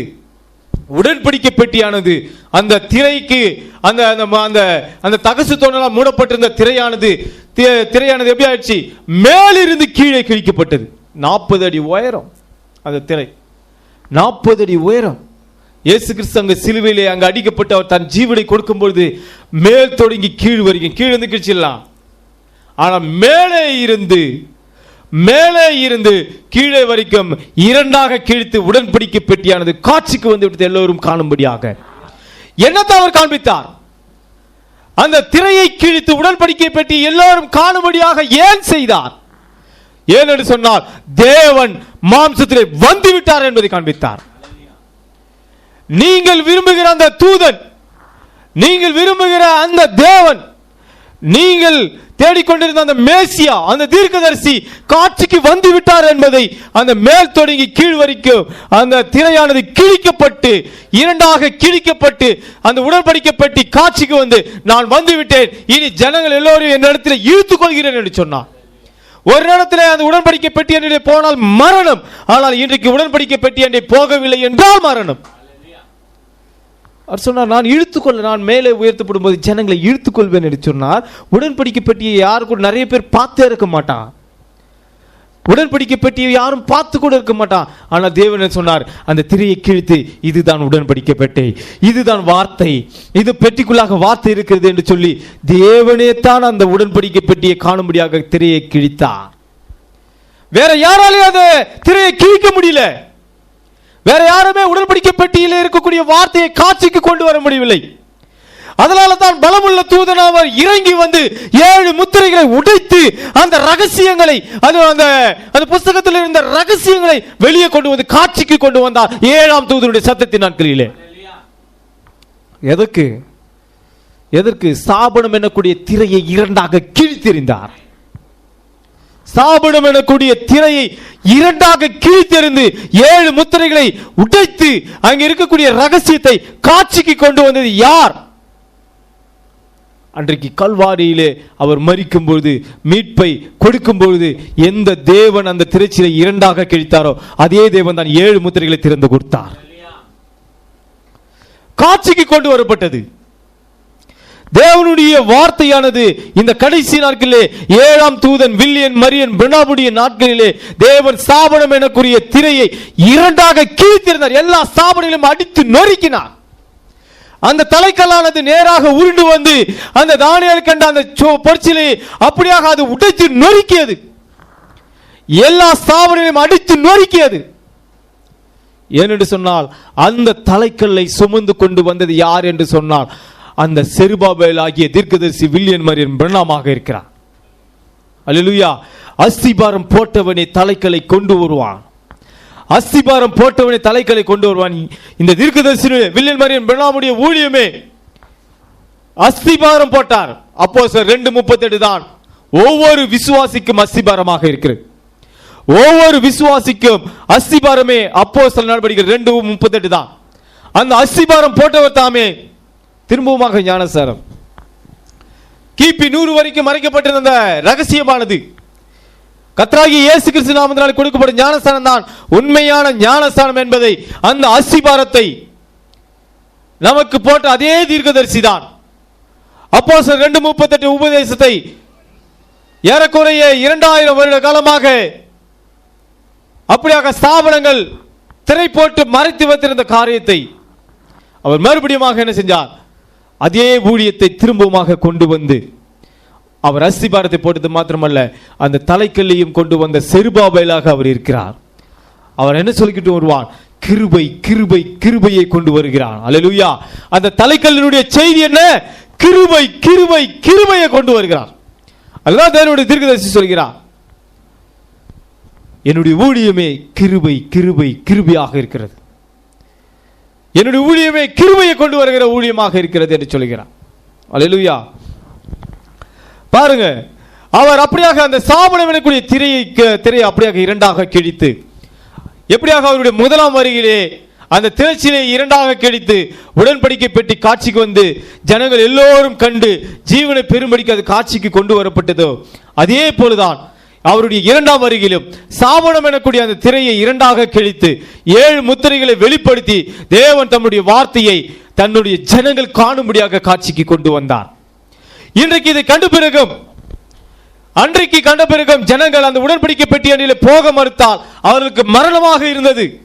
இன்றைக்கும் தேவன் தம்முடைய வெளிப்பாடை 7ஆம் தூதன் வில்லியன் மரியன் பிரணாம் மூலமாக இந்த செய்திகள் அடங்கிய ஒளிநாட்களின் செய்தி புத்தகத்தின் வாயிலாகவும் நம்முடைய கரங்களிலே வந்த பிறகும் நாம் இதை ஏற்றுக்கொள்ள மறுப்போம் என்று சொன்னால் நமக்கு மரணம் தான். அல்லேலூயா. ஏனென்று சொன்னால் இன்னைக்கு தேவன் ஸ்தாபனம் எனக்குரிய திரையை 2ஆக கிழித்து அவர் என்ன செய்தார்? தேவனுடைய வார்த்தையை, தம்முடைய ஜீவனுள்ள வார்த்தைகளை நமக்கு கொண்டு வந்து கொடுத்திருக்கிறார். அதை ஏற்றுக்கொள்ள நாம் மறுத்தால் நிச்சயமாக நமக்கு மரணம் தான் நேரிடும். தேவன் எப்பொழுதுமே தம்முடைய தன்மைகளை மாற்றுவதில்லை. தன்னுடைய முகமுடி அவர் காலகாலமாக அவர் மாற்றிக்கொண்டு வருகிறார். அதை யாரால் காண முடிகிறது? யாரால் காண முடிகிறது? சமாரியா சீரனிடத்திலே அப்படியாக இயேசு கிறிஸ்து பேசிக் கொண்டிருந்தார். ஒரு மனித சீரத்தை அப்படியாக முகமுடி மாற்றிக்கொண்டிருந்தார். ஒரு மாம்சத்தான ஒரு முகத்தை அப்படியாக முகத்திரி அவர் மாற்றிக்கொண்டிருந்தார். அந்த முகத்திரைக்குள்ளாக 3 முகத்திரி அவர் மாற்றிக்கொண்டிருந்தார். 3 திரைகளை அவர் மாற்றிக்கொண்டிருந்தார். முதலாவது அந்த ஸ்ரீ பார்க்கப்படும் போது ஒரு மனுஷன் எனக்கூடிய ஒரு முகத்திரியை அவள் பார்த்தார். இரண்டாவது பார்க்கப்படும் போது ஒரு தீர்க்கதரிசியுடைய முகமுடி அவர் மாற்றிக்கொண்டதை அவள் பார்த்தார். மூன்றாவது முகத்திரியானது அது என்னவாக இருந்தது? அது மேசியா எனக்கூடிய முகத்திரியை அவரிடத்திலே அவர் பார்த்தார். அவள் அடுத்ததாக பார்த்தது தேவன் என்பதை கண்டு கொண்டாள். இந்த 3 திரைக்குள்ளாக உள்ளே போய் பார்க்கும்போது தான் அந்த உடன்படிக்கை பெட்டிக்குள்ளாக இருக்கக்கூடிய வார்த்தையை பார்க்க முடியும். அதனால தானே அந்த பழைய ஏற்பாட்டில் 3 திரைகள் போடப்பட்டது. முதலாவது திரை, இரண்டாவது திரை, மூன்றாவது திரை, அந்த 3 திரைக்கு அப்பால் தான் அந்த உடன்படிக்கை பெட்டியிலே வார்த்தை இருந்தது. அந்த வார்த்தையை நாம் காண வேண்டும் என்று சொன்னால் 3 திரைகளை நாம் கடந்து செல்ல வேண்டும். இங்கே சமாராசி சொல்கிறார், நான் 3 திரைகளை ஒரு இடத்திலே பார்த்தேன். அந்த வார்த்தையை சுற்றப்பட்டிருந்தது என்னவென்று சொன்னால் 3 திரைகள் சுற்றப்பட்டிருந்தது. ஒன்று அது மனுஷனாக இருந்தது, இரண்டாவது அது தீர்க்கதரிசியாக இருந்தது, மூன்றாவது அது மேசியாவாக இருந்தது, நான்காவது அது உடன்படிக்கை பெட்டியாக இருந்தது, ஐந்தாவது அது பெட்டிக்குள்ளாக வார்த்தையை கண்டேன் என்று சொன்னார். அல்லேலூயா. அதே போலதான் தீர்க்கதரிசி வில்லியம் மரியன் பிரணாம் எனக்கூடியவர் பாவத்தின் வழியாக வந்த ஒரு சரீரத்தை நாம் கண்டோம். அந்த சரீரம் ஒரு தீர்க்கதரிசியாக இருப்பதை கண்டோம். அந்த தீர்க்கதரிசி ஒரு மேசியாவினால் அபிஷேகம் பண்ணப்பட்டதாக கண்டோம். அந்த மனிதனுக்குள்ளாக அந்த உடன்படிக்கை பெட்டியை கண்டோம். அந்த உடன்படிக்கை பெட்டிக்குள்ளாக தேவனுடைய வார்த்தையை கண்டோம். முதலாம் வருகை எப்படியோ அப்படியே இரண்டாம் வருகையும் நிறைவேறி முடிந்தது. அல்லேலூயா. சமாரஸ்திரி எல்லாரும் பார்த்தாங்க, அவர் ஒரு பெயர்சொபுல் என்று பார்த்தார்கள். அவர்கள் சாபனத்தின் திரையை போட்டுக் கொண்டு பார்த்தார்கள். அவர்கள் ஜனங்கள் எல்லாரும் சாபனம் எனக்கூடிய திரையின் வழியாக அங்கே இருந்த மனிதனை பார்க்கப்படும் போது, நம்முடைய ஆண்டவராகிய இயேசு கிறிஸ்துவை பார்க்கும்போது, அவர்கள் சாபனம் எனக்கூடிய அந்த திரையை, அவர்கள் கோட்பாடு எனும் திரையை, அவர்கள் உபதேசம் எனும் திரையை அப்படியாக போட்டுக்கொண்டு அதன் வழியாக அவர் பார்த்தார்கள். பார்க்கப்படும் போது அவர் பெயர்சொபுலாக தெரிந்தார். அந்த முதலாம் வருகை அந்த ஜனங்களுக்கு எப்படி தெரிந்தது? அது ஒரு பெயர்சொபுலாக தெரிந்தது, அது ஒரு பிசாசாக தெரிந்தது. காரணம், இவர்களுக்கு முன்பாக ஒரு திரையை போட்டுக் கொண்டிருந்தார்கள். 2 விதமான திரை இருக்கிறது. ஒன்று, தேவன் சரீரத்தினால் சுற்றப்பட்ட தேவனாக இருக்கிறார். அதே போல ஸ்தாபனங்கள் தங்களுடைய கோட்பாடு எனக்கூடிய திரையை போட்டுக் கொண்டிருக்கிறார்கள். அல்லேலூயா. நீங்கள் கோட்பாடு எனும் திரையின் வழியாக பார்த்தால் அவருடைய வருகையை காணவே முடியாது. அவருடைய வருகையை நீங்கள் காண வேண்டும் என்று சொன்னால் அவர் சரீரத்தால் சுற்றப்பட்டிருக்கிறாரே அந்த இடத்தின் வழியாகத்தான் நீங்கள் பார்க்க வேண்டும். தேவன் தனக்கென்று ஒரு சரீரத்தை உடையவராக இருக்கிறார். அந்த சரீரத்தின் வழியாகத்தான் நீங்கள் அந்த வார்த்தையை காண முடியும். அதன் மூலமாகத்தான் நீங்கள் வருகையை காண முடியும். அதை விட்டுட்டு சாபனத்தின் திரையின் வழியாக நீங்கள் அவரை காண முயற்சித்தால் அன்றைக்கு ஜனங்கள் எப்படியாக முதலாம் வருகையை தவறிவிட்டது போல நீங்களும் இரண்டாம் வருகையை தவறி விடுவீர்கள். உங்களுடைய சபையினுடைய போதகத்தையும் இந்த கடைசி காலத்தில் செய்தி புத்தகத்தை வைத்துக் கொண்டிருக்கிற உங்களுடைய உபதேசத்தின் வழியாக நீங்கள் இரண்டாம் வருகையை காண முயற்சிப்பீர்கள் என்று சொன்னால் நிச்சயமாக உங்களை காணவே முடியாது. உங்களுடைய போதகருடைய பிரசங்கத்தின் மூலமாக, உங்களுடைய கோட்பாட்டின் மூலமாக அவருடைய இரண்டாம் வருகையை காண முயற்சிப்பீர்கள் என்று சொன்னால் ஆனால் உங்களால் காணவே முடியாது. தேவன் ஒரு சுற்றப்பட்ட சரீரத்தை உடையவராக இருக்கிறார். நீங்கள் தேவனுக்கு ஒரு சரீரத்தை சுற்றி பார்க்க வேண்டிய அவசியம் இல்லை. அவர் ஏற்கனவே தனக்கென்று ஒரு சரீரத்தை சுற்றப்பட்ட தேவனாக இருக்கிறார். இன்றைக்கு தேவன் சரீரத்தால் சுற்றப்பட்ட தேவனாக இன்றைக்கு அவர் என்ன செஞ்சாரு? பிரணாம் எனக்கூடிய சரீரத்தை தனக்கென்று அவர் சுற்றி கொண்டார். அந்த அகில சபை என்ன செய்தது? பிரணாம் எனக்கூடிய சரீரத்தை சுற்றி கொண்டிருந்தது. அன்றைக்கு மோசே எனக்கூடிய சரீரத்தை சுற்றி கொண்டிருந்தது. ஒரு நாள் சாலமோன் எனக்கூடிய சரீரத்தை சுற்றி கொண்டு அங்கு நின்று ஜனத்தில் பேசிக் கொண்டிருந்த அதே வல்லமையுள்ள தேவன் இந்த கடைசி நாட்களில் தீர்க்கதரிசி பிரணாமை அவர் சுற்றி கொண்டு அங்கு நின்று கொண்டிருந்தார். ஆனால் இயேசு கிறிஸ்துவோ வார்த்தையினால் சுற்றப்பட்ட ஒரு சரீரத்தை உடையவராக இருந்தார். அவர் தனக்கென்று ஒரு சரீரத்தை உடையவராக இருந்தார். ஆனால் இன்றைக்கு தேவன் தனக்கென்று ஒரு சரீரத்தை தெரிந்து கொண்டார். ஆனால் அன்றைக்கு தேவன் தனக்கென்று ஒரு சரீரத்தை சிருஷ்டித்தார். அல்லேலூயா. ஏனென்று சொன்னால் தேவன் எப்பொழுதுமே நம்மோடு கூட தொடர்பு கொள்ளும்படிக்கு தேவன் ஒரு சரீரத்தை உடையவராக இருக்கிறார். ஒரு சரீரத்தை உடையவராக இருக்கிறார். தேவன் தம்முடைய வார்த்தையை தன்னுடைய ஜனங்களிடத்தில் பரிமாறிக்கொள்ள தேவனுக்கு ஒரு சரீரம் அவசியமாக இருக்கிறது. உங்களிடத்தில் பேசுவதற்கு, உங்களிடத்தில் ஐக்கியம் கொள்வதற்கு தேவனுக்கு ஒரு சரீரம் அவசியமாக இருக்கிறது. அதனால தானே நாம் சொல்லுகிறோம், வார்த்தை சொல்லுகிறது, நீங்கள் எல்லாம் இயேசு கிறிஸ்துவினுடைய சரீரத்தின் அவைகளாக இருக்கிறீர்கள். நீங்களே கிறிஸ்துவின் சரீரமாக இருக்கிறீர்கள். ஏனென்று சொன்னால் தேவன் நமக்குள்ளாக வாசம் செய்து நம்மோடு கூட ஐக்கியம் கொள்ள விரும்புகிறார். எப்படி ஐக்கியம் கொள்வார்? தேவன் தமக்கென்று ஒரு சரீரத்தை உடைய தேவனாக அவர் இருக்கிறார். தனக்கு ஒரு சரீரம் தேவை தேவனுக்கு. அல்லேலூயா. தனக்கு ஒரு சரீரம் தேவைப்படுகிறது. நம்முடைய ஆண்டவராகிய இயேசு கிறிஸ்துவுக்கு ஒரு சரீரம் தேவைப்படுகிறது. அந்த சரீரம் தான் இந்த கடைசி நாட்களிலே தீர்க்கதரிசி வில்லியம் மரியன் பிரணாமை அவர் தெரிந்து கொண்டதை நான் பார்க்கிறோம். அல்லேலூயா. தேவன் நேரடியாக ஜனத்தில் அவங்க எல்லாரும் நினைக்கிறாங்க நேரடியாக தேவன் அது பேசுவார், நேரடியாக நமக்கு பேசி அப்படியே வழி நடத்துவார் என்று. தேவன் இனி நான் நேரடியாக பேசாமல் ஒரு தீர்க்கதரிசி மூலமாக தான் பேசுவேன் என்று சொன்னார். அன்னைக்கு யோசுவா இடத்துல தீர்க்கதரிசி மோசே அப்படியாக அந்த காலத்தை கடந்து அவன் சென்ற பிறகு, அவனுடைய ஜீவ நாட்கள் முடித்து சென்ற பிறகு யோசுவா மீட் பண்ணார். யோசுவா என்னுடைய தீர்க்கதரிசி இருக்க வரைக்கும் நான் உன்னை தொடர்பு கொள்ளவில்லை. ஏனென்று சொன்னால் அவனிடத்தில் நான் கொடுக்க வேண்டிய வார்த்தை எல்லாவற்றையும் நான் கொடுத்து விட்டேன். இனி ஒரு செய்தி இல்லை. இனி உனக்கு நான் தீர்க்கதரிசி கொடுக்க போவதில்லை. நான் உனக்கு சொல்ல போது என்ன தெரியுமா? நான் உனக்கு சொல்ல போது என் தாசனாகிய மோசேக்கு நான் கற்பித்த யாவையும் நான் உனக்கு புதுசா எதையுமே கற்பிக்க மாட்டேன். நான் உனக்கு எதையுமே புதுசா கற்பிக்க மாட்டேன். என் தாசனாகிய மோசேக்கு நான் கற்பித்த யாவையும் கை கொண்டு நடக்க மனதாக இருந்தால் நான் மோசையோடு இருந்தது கூட உன்னோடு கூட இருப்பேன் என்று சொன்னார். அவர் என்ன சொன்னார்? அந்த வார்த்தை, மோசையோடு கூட இருந்தது போல நான் உன்னோடு கூட இருக்கணும்னு நீ விரும்புறியா? நான் உங்ககிட்ட பேசணும்னு விரும்புறியா? உனக்கு வெளிப்பாடு தனியா கொடுப்பேன்னு நினைக்கிறியா? இல்ல, நீ இந்த வார்த்தைக்கு கீழ்ப்படி, அவன் கூட இருந்தது போல உன் கூடயே இருப்பேன். இந்த டேப்பை போட்டு கேளு, இந்த டேப்பை நீ வீட்டுல போடு. அந்த டேப்பு மேல தீர்க்கதரிசி பிரணாம் மேல இருந்த இதே அக்கினி சம்பவம் இங்கேயும் காட்சியிலே வரும். அல்லேலூயா. வந்ததா இல்லையா? வந்ததா இல்லையா? தேவன் காமித்தாரா இல்லையா? ஒரு வீட்டிலே அருமையான சகோதரி அவர்கள் டேப்பு போட்டு மெசேஜை கேட்கும் போது அவங்க வீட்டிலே அந்த அக்கினி சம்பவமானது அந்த ஒளி நாடாக்கள் மேல வந்து நின்னுதா இல்லையா? அந்த ஒளி நாடாக்கள் மேல வந்துருச்சா இல்லையா? நிறைய பேர் விட்றா அந்த போட்டோல இருக்கிற அந்த ஷேடெல்லாம் போட்டு தப்பாரு ஏமால அக்னி சம்பவம் வந்ததுன்றான். எங்க சபையில பாரு அக்னி சம்பவம் வந்துச்சுன்னு சொல்றான். நிறைய பேர் போட்டோ போட்டுனுங்கிறான். ஆனா உங்களுக்கு தெரியுமா, அக்னி சம்பவம் அவருடைய வார்த்தையில தானே இருக்கும். அல்லேலூயா. இந்த செய்தியில் தான் அந்த அக்னி சம்பவம் இருக்கிறது. இந்த வார்த்தை உனக்குள்ளாக இருக்கும் என்று சொன்னால் நீ ஒரு குட்டி மேசியாவாக அந்த அக்னி சம்பவத்தை பெற்ற ஒரு நபராக இருக்கிறாய். இங்க என்ன நடக்குது? தீர்க்கதரிசி பிரணாமத்தில் தேவனுடைய வார்த்தை வந்தது. அந்த வார்த்தையை டேப்பிலும் புஸ்தகோடு நம் கரங்களில் கிடைத்திருக்கிறது. நாம் என்ன செய்ய வேண்டும்? அந்த வார்த்தையை அப்படியே விசுவாசிக்க வேண்டும்.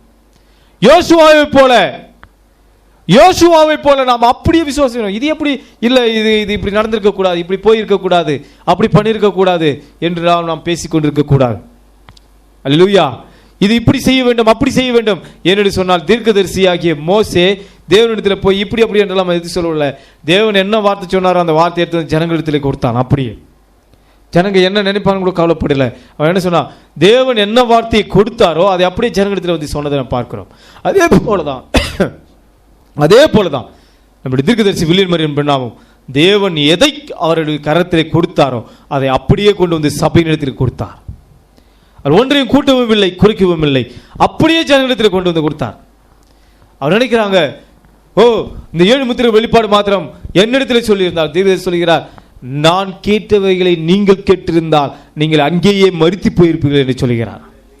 நான் கண்ட காட்சிகளை நீங்கள் பார்த்திருப்பீர்கள் என்று சொன்னால் அப்போதே நீங்கள் செத்திருப்பீர்கள் என்று சொல்கிறார். ஆனால் தீர்க்கதரிசிகள் அப்படி அல்ல. தேவனால் தெரிந்து கொள்ளப்பட்டதினால் அந்த வார்த்தையை வாங்கி கொண்டு வந்து அதை பேசும் வரைக்கும் தேவன் அந்த சரீரத்துக்குள்ளாக இருந்தார். மோசே அந்த வார்த்தையை பேசி முடிக்க மட்டும், தேவனுடைய வார்த்தையை பேசி முடிக்க மட்டும் அவன் ஒரு முகத்திரியை போட்டு தன்னை மறைத்துக் கொண்டிருந்தான். அதே போல்தான் தீர்க்கதரிசி பிரணாமிடத்திலே அந்த 7 முத்திரை வெளிப்பாடு வரும் பொழுது அவரும் அங்கே தேவனாகத்தான் அந்த பூமியிலே காட்சி அளித்தார். அல்லேலூயா. தேவனாகத்தான் காட்சி அளித்தார். மோசே அங்கே தேவனாக இருந்தான். மோசே அந்த வார்த்தையை பேசி முடிக்க மட்டும் அவன் தேவனாகத்தான் இருந்தான். அதே போல தீர்க்கதரிசி பிரணாமும் அவருடைய வெளிப்பாடை பேசி முடிக்க மட்டும் இந்த பூமியிலே அவர் தேவனாகத்தான் இருந்தார். இது பயம் எல்லாருக்கும் என் டைம் மெசேஜில் தொழுது கொள்ளக்கூடியவர் அல்ல. நல்லா புரிஞ்சுக்குங்க. இவர் வார்த்தை, இயேசு கிறிஸ்து வார்த்தை மாம்சமானவர். மோசே முதற்கொண்டு பிரணாம் வரைக்கும் மாம்சம் வார்த்தையாக மாறினவர்கள். அல்லேலூயா. நாமும் மாம்சத்திலிருந்து வார்த்தையாக மாறத்தானே இந்த காலை வேளையில் நாம் ஒன்று கூடி இருக்கிறோம்.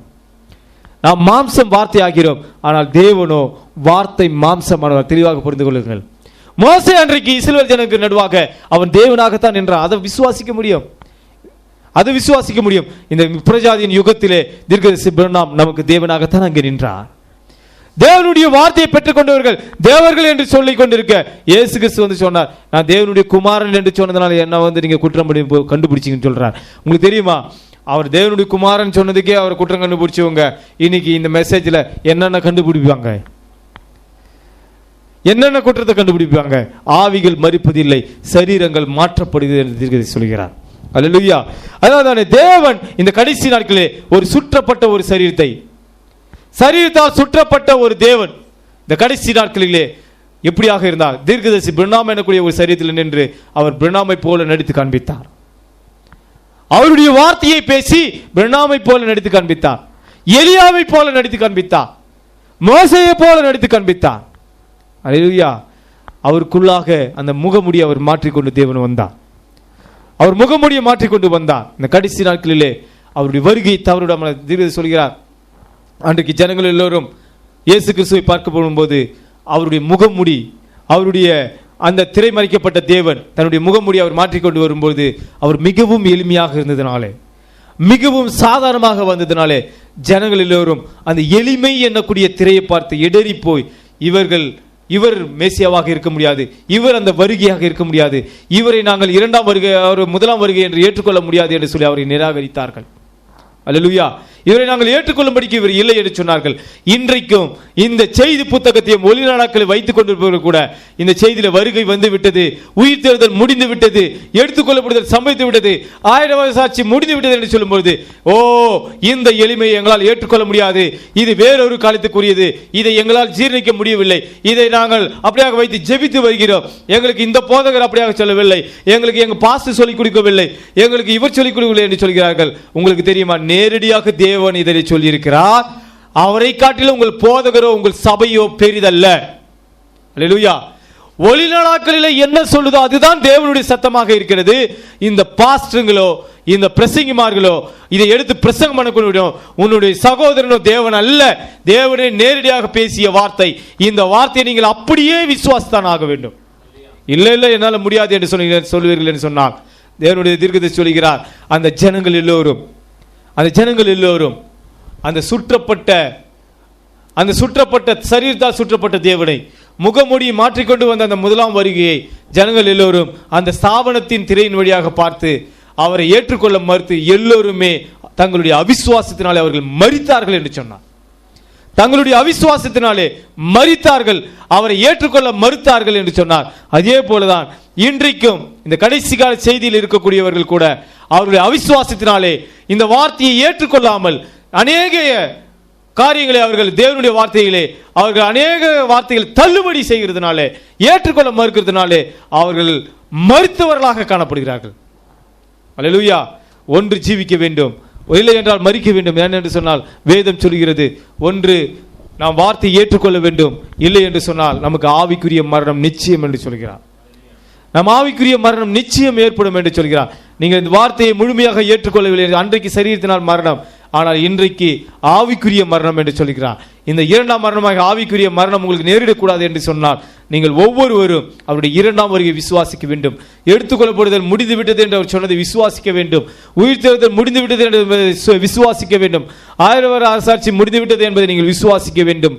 நாமோ எல்லாம் முடிந்த பிறகு அவருடைய முதலாம் வருகையிலே எடுத்துக்கொள்ளப்படுதல் முடிந்த பிறகு உயிர் தேர்தல் முடிந்த பிறகு எப்படியாக அப்போஸ்தலர் நடவடிக்கைகள் தொடங்கிச்சோ அதே அப்போஸ்தலர் ஊழியத்தின் தொடர்ச்சியாகத்தான் நாம் இருக்கிறோம்.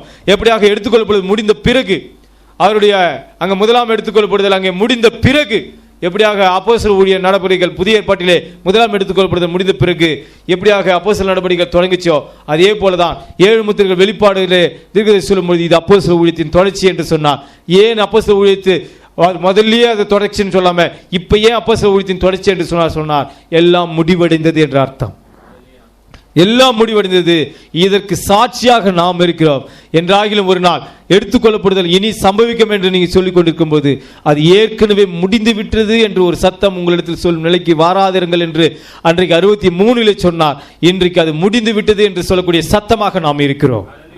அது முடிந்து விட்டது என்று சொல்லக்கூடிய சத்தமாக நாம் இருக்கிறோம்.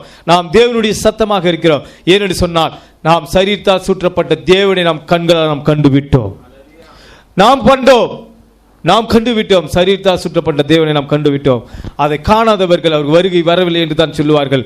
சரீரத்தால் சுற்றப்பட்ட தேவனை அவர்கள் காணாதவர்கள் வருகை வரவில்லை, எடுத்துக்கொள்ளப்படுதல் நடக்கவில்லை, உயிர் தேர்தல் நடக்கவில்லை, 1000 வருட அரசாட்சி நடக்கவில்லை என்று தான் சொல்லிக் கொண்டிருப்பார்கள். ஆனால் நாமோ 1,44,000 பேரும் அழைக்கப்படும் காலத்தையும் கடந்தவர்களாக நாம் இருக்கிறோம். அல்லேலூயா. அதனால நாம் சரீரத்தால் சுற்றப்பட்ட தேவனை நாம் கண்டவர்களாக நாம் எப்பொழுதும் தேவனுக்கு முன்பாக எப்பொழுது வேண்டுமானாலும் ஒரு சத்தம் நம்மளை இங்கே ஏறிவா என்று சொல்லும் பொழுது நாம் அவருடைய அழைப்பின் சத்தத்துக்கு செவி கொடுத்து மேலே செல்லும்படியாக ஆயத்தமாக நாம் எப்பொழுதும் இருப்போம். பரிசுத்த ஆவியை நாம் நிறைவாக பெற்றுக்கொள்ளும்படிக்கு நாம் ஜெபத்தில் எப்பொழுதும் தெரிந்திருப்போம். கர்த்தர் உங்கள் ஒவ்வொருவரையும் ஆசீர்வதிப்பாராக. நாம் ஜெபம் செய்வோம். ஸ்தோத்திரம் ஆண்டவரே. கர்த்தாவே, இந்த ஆசீர்வதிக்கப்பட்டவர் உயிர்த்திருந்த கால வேளைக்காக நன்றி செலுத்துகிறோம். இந்த 1 மணி நேரம் கர்த்தாவே எங்களோடு கூட நீர் இடைப்பட்ட கிருபைக்காக நன்றி செலுத்துகிறோம்.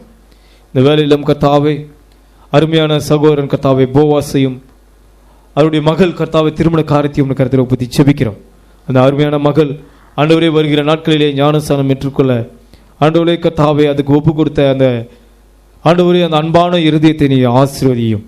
ஆண்டவரே அந்த மகள் அவ்வளவு வாஞ்சியாக நான் ஆண்டவராகிய இயேசு கிறிஸ்து நாமத்தினால் ஞானஸ்நானம் பெற்றுக்கொள்ள விரும்புகிறேன், எனக்கு நீங்கள் தாருங்கள் என்று சொன்னபோது ஆண்டவரே உம்முடைய கிருபை எவ்வளவாக அந்த மகளிடத்தில் இருந்தது. ஆண்டவரே இன்றைக்கு கூட நடக்கிற அந்த கர்த்தாவை அந்த பெண் பார்க்க வந்திருக்கிற ஒவ்வொரு இறுதித்தோடு நீ பேசும். அந்த குடும்பங்களில் கர்த்தாவை சமாதானத்தை வெய்யும். அதை சமாதானமாக சந்தோஷமாக முடித்து தரும்படியாக ஆண்டவரை இவ்வேளையில் வேண்டிக் கொள்கிறோம். இப்பொழுது நடந்து கொண்டிருக்குமானால் அந்த இடத்துல நீர் தாமை பங்கெடுத்து அந்த குடும்பங்களை நீ ஆசீர்வதியும். அந்த மகளின் திருமணத்திற்கு தேவையான எல்லா தேவைகளையும் சந்தியும். இது ஆண்டவரை கர்த்தாவை வருகிற 28ஆம் தேதி ஆண்டவரை நடக்கப் போகிற ஆண்டவரே கர்த்தாவை அந்த வீடு பிரதிஷ்டையை கூட கர்த்தாவை அமுதா ரூபனுடைய ஆண்டவரே அந்த வீடு பிரதிஷ்டையை கூட உங்கள் கர்த்தரை ஒப்புத்தி செபிக்கிறோம். அந்த ஆராதனையை கர்த்தாவை நீர் முழுமையாக பொறுப்பெடுத்து நடத்தும். அதுக்கு தேவையான கர்த்தாவை பொருள் உதவிகளையும் பண உதவிகளையும் நீர் செய்து தாரும். ஆண்டவரை நீர் சந்திப்பீர் என்று நாங்கள் விசுவாசத்தோடு இதை நாங்கள் ஏறெடுக்கிறோம். ஆண்டவரே கர்த்தாவே அதன் மூலமாக அவர்கள் கடன் பிரச்சனை நீங்கும்படியாக அவர்கள் கர்த்தாவை குடும்பமாக அவர்கள் சந்தோஷமாக இருக்கும்படியாக உங்கள் கருத்தில் ஒப்புத்தி செபிக்கிறோம். அவர்களை ஆசீர்வதியும். அவர் பிள்ளைகளை கர்த்தாவே உங்களுடைய ரட்சிப்புக்குள்ளாக நடத்தும். மூத்த மகன் கர்த்தாவை கீழ்ப்படியாமல் கர்த்தாவே இருக்கிற அந்த காரியத்தை கூட உங்கள் கருத்தில் ஒப்புத்தி செபிக்கிறோம். ஆட்சி ரைட்டுக்கு இறங்கின தேவன் அந்த பிள்ளைகளுக்கு இறங்கி உங்களுடைய ரட்சிப்பை கர்த்தாவை அவர் பிள்ளைகளுக்கு தந்து ஆண்டவரே கர்த்தாவே இதோ ஆண்டவர் என்னை சந்தித்தார், நான் இப்பொழுது நான் ஆண்டவருக்கு ஒப்பு கொடுக்கிறேன், ஆண்டவர் நாமத்தில் ஞானஸ்நானம் பெற்றுக்கொள்கிறேன் என்று கர்த்தாவே அவர் சாட்சி கூற கிருபை செய்யும். போதும் ஆண்டவரை கர்த்தாவே ஆண்டனியும் ஆண்டவரை ஜெனிப்பாய் உங்கள் கருத்தில் ஒப்புத்தி செபிக்கிறோம். அவர்கள் பாதுகாத்துக் கொள்ளும். அவர்கள் கர்த்தாவே இன்றைக்கு கர்த்தாவே அவர்கள் திருவாரூரில் இருக்கும்போது அவர்களோடு கூட நீர் கர்த்தாவை இடைப்படும்படியாக உங்கள் கருத்தில் ஒப்புத்தி செபிக்கிறோம். பிள்ளையை பாதுகாத்துக் கொள்ளும். நாம் மட்டும் மகிமைப்பட்டோம். அவர்கள் வரும்போது அவர்கள் வரியின் பிராணங்களை கர்த்தாவை ஆசீர்வதித்து வழி நடத்தும். உடைய நாம் மட்டும் மகிமைப்படட்டும். இப்போதும் ஆண்டவரை கர்த்தாவே ரேச்சலையும் டேவிட்டையும் ஆண்டவரை கிறிஸ்துவரையும் கருத்தில் ஒப்புத்தி செபிக்கிறோம். ரேச்சலுக்கு அந்த திருமண காரியத்தில் கூட உங்களுடைய கிருபை தங்க முடியாகும். அவர்களுக்கு கர்த்தாவே அந்த திருமணத்தை நடத்தி வைக்க தேவையான செலவுகளுக்கான எல்லா காரியங்களிலும் பொருள் தேவைகளிலும் கர்த்தாவை நீர் சந்தித்து அந்த மகளுக்கு அருமையாக திருமணத்தை முடித்து தரும்படியாக வேண்டிக் கொள்கிறோம். டேவிட்டை பாதுகாத்துக் கொள்ளும். ஆண்டவரே அந்த உடல் சுகத்திலும் ஆண்டவரே கர்த்தாவே அவனுடைய பலவீனத்தில் எல்லாவற்றிலும் உடைய கரம் இருந்து பிள்ளையாளரை பாதுகாத்துக் கொள்ளும்படியாக வேண்டிக் கொள்கிறோம். கிறிஸ்துவருக்கும் கர்த்தாவே உடைய ஞானத்தையும் உடைய பரிசுத்தாவின் தந்து கர்த்தாவை நீர் வழிநடத்தும்படியாகவும் அவருக்கு கர்த்தாவே அந்த வாகனத்தை கர்த்தாவை தடையில்லாமல் இயங்கும்படியாகவும் அவர் கடன் பிரச்சனையிலிருந்து நீங்கி ஆண்டவரே கர்த்தாவே உடைய சமூகத்திலே ஆண்டவரே கர்த்தாவை கலந்து கொள்ள கிருபை செய்யும். அந்த கையும் ஆசீர்வதித்தார். ஜான் பெற்றியும் கர்த்தாவே இது ஆண்டவரே ஜூலியம் அவர் குடும்பத்தார் கருத்தில் ஒப்புதி ஜெபிக்கிறோம். அவர்கள் ஆசீர்வதியும் பலப்படுத்தும். ஆண்டவரே கர்த்தாவே சகோதரனுக்கு அருமையான வேலை நீ கொடுத்திருக்கிறேன். நாளை தினத்தில் கர்த்தாவே அவர்கள் ஜாயின் பண்ணும்பொழுது ஆண்டவரே அந்த வேலை ஸ்தலத்தில் எல்லா அதிகாரி கண்களுக்கு தயக்கடிக்க முடியாகும். உடன் வேலை செய்ய போகிற ஒவ்வொரு ஊழியக்காரர்கள் இடத்திலும் கர்த்தாவே அந்த ஊழியர்கள் இடத்திலும் ஆண்டவரே கர்த்தாவே நீர்த்தாமை இரக்கம் கிடைக்க முடியாகும். அவர்கள் கர்த்தாவே சமாதானமாய் கர்த்தாவே அங்கே வேலை செய்ய முடியாது. உங்களுக்கு கருத்தில் ஒப்புதி ஜெபிக்கிறோம். ஜூலிய குடும்ப கருத்தில் ஒப்புதி ஜெபிக்கிறோம். அந்த வேலை ஸ்தலத்தில் கர்த்தாவே அவரை ஆசீர்வதிக்க முடியாகும். ஆமாண்டவரே கர்த்தாவே வேலை கண்களில் கர்த்தாவை தயக்கடிக்க முடியாமல் கிருபை செய்யும். ஆண்டவரே கர்த்தாவே அந்த வேலைக்கு கர்த்தாவே வேறு இடத்துல வேலை கேட்டிருக்கிறபடினாலே அந்த வேலை இடத்துல கர்த்தாவே உங்களுக்கு சித்தமாக இருந்தால் வேலை கிடைக்க முடியாகும். அந்த வேலையினாலே அந்த குடும்பம் ஆசீர்வதிக்க முடியாது. உங்களுக்கு கருத்தில் ஒப்புதி ஜெபிக்கிறோம். பிள்ளைகளை பாதுகாத்துக்கொள்ளும். இப்பொழுது ஆண்டவரே கர்த்தாவே இந்த ஆராதனை கர்த்தாவை தவறிட்ட ஒவ்வொருவரும் நினைவு கூறுகிறோம். அவர்கள் எங்கே இருந்தாலும் அவர்களோடு கூட நீர்த்தாமே அவர்கள் ஆசீர்வாதத்தை கர்த்தாவே அவர்கள் எழுந்து போகாதபடிக்கு அவர்களுக்கு உங்களுடைய ஆசீர்வாதத்தை தாரும். உங்களுடைய பரிசுத்தாவை தாரும். ஒவ்வொருவரும் சந்தி இன்னும் ஆண்டவரே கர்த்தாவை ரசிக்கப்படாத ஒவ்வொரு பிள்ளைகளும் நினைவு கூறுகிறோம்.